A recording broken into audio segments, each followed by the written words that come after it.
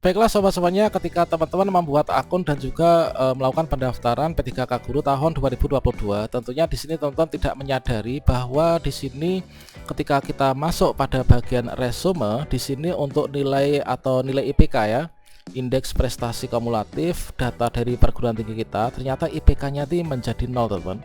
Ini merupakan pertanyaan umum yang banyak sekali teman-teman ditanyakan pada kolom komentar video sebelumnya. Nah, berikut ini kita akan berbagi update informasi terkait tentang IPK yang 0 ini. Nah, ini kira-kira penyebabnya apa dan solusinya ini bagaimana pada pendaftaran P3K Guru tahun 2022.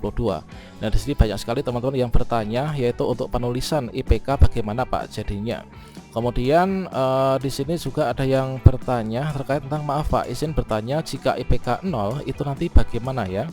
Nah, kira-kira apakah IPK yang 0 ini nanti akan berdampak pada kelulusan administrasi kita pada seleksi administrasi P3K Guru 2022?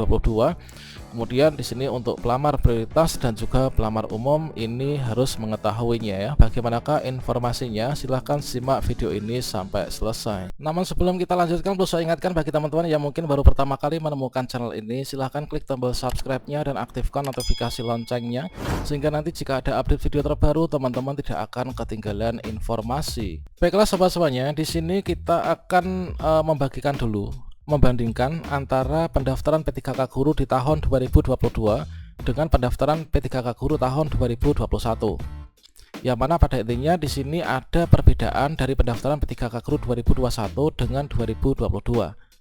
Nah, di sini teman-teman, ketika kita login ke akun kita, bagi teman-teman yang sudah memiliki akun maupun juga baru saja mendaftar akun, maka di sini ketika kita klik login kan, pada langkah yang pertama ini adalah untuk pengisian biodata, yang mana untuk pengisian biodata ini adalah kita mengisi data-data pribadi kita ya, mulai dari nama, kemudian tempat tanggal lahir, dan juga lain sebagainya. Dan ini berbeda dengan di tahun 2021 kemarin. Ya, mana di sini ketika teman-teman login ke akun SSCASN pendaftaran P3K 2021, oke lah, untuk pada bagian pengisian biodata ini sama ya, kita mengisikan data-data pribadi kita mulai dari nama, tempat tanggal lahir, gelar, dan lain sebagainya. Kemudian yang membedakan inilah pada bagian yang kedua. Oke, inilah untuk tahap kedua, bagian kedua ya, memilih jenis seleksi. Untuk P3K 2021 ini enggak ada bedanya. Ini hampir sama dengan di tahun 2022. Ketika kita di sini masuk ke dalam P3K Guru, ini adalah sekolah kita di Dapodik, instansinya pendidikan kita pada Dapodik. Misalkan adalah di sini PGSD. Nah, di sini untuk jenis seleksi di tahun 2022 ini juga hampir sama, yaitu di sini untuk mendaftarnya sebagai P3K Guru, di sini statusnya pelamar prioritas 1, 2, 3 atau juga pelamar umum. Inilah data-data pada Dapodik kita. Nah, selanjutnya pada bagian pemilihan formasi. Ketika di tahun 2021 di sini kita setelah memilih jenis seleksi, ini kan kita melanjutkan untuk memilih formasi ya. Nah, pada bagian memilih formasi inilah yang akan berbeda. Nah, di bagian memilih formasi ini untuk P3K Guru di tahun 2021, di sini untuk jenis seleksinya P3K Guru, kemudian pelamar umum, kemudian di sini untuk ijazah kita ini apa, kemudian di sini untuk jabatan ini kita milih. Nah, di sini lokasi kerja, lokasi formasi.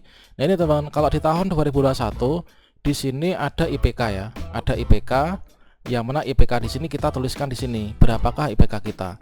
Sehingga ketika kita menuliskan IPK di sini pada bagian ini, maka berikutnya nanti untuk yang teman-teman sudah pernah melakukan pendaftaran P3K Guru 2021, maka akan muncul pada bagian resume untuk IPK-nya, teman-teman. Sehingga di sini untuk IPK atau nilai di bagian resume untuk P3K Guru pendaftar yang sudah membuat akun di tahun 2021 kemarin, ini IPK-nya akan muncul. Nah, IPK-nya akan muncul, teman. Sedangkan untuk teman-teman pendaftar P3K Guru di tahun 2022 ini tidak muncul atau 0. Inilah untuk di tahun 2022 setelah kita melakukan memilih jenis seleksi ya, kemudian kita memilih formasi. Maka di sini yang akan ada ini adalah hanya tampilan ini ya, teman-teman. Nah, yang akan ada di sini hanya mendaftar formasi, kemudian jenis seleksi dan sebagainya, kemudian pilih pendidikan, kita bisa masukkan nomor ijazah, tahun lulus, kemudian tanggal ijazahnya kapan, perguruan tingginya mana.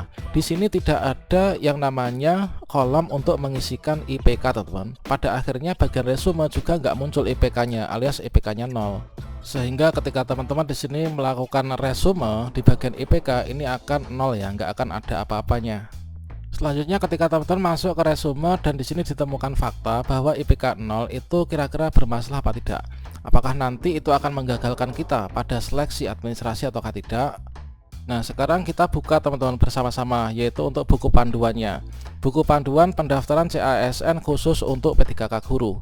Nah, ketika teman-teman di sini memilih untuk di bagian yaitu mendaftar formasi di sini tidak akan ada yaitu untuk kolom kita mengisikan IPK.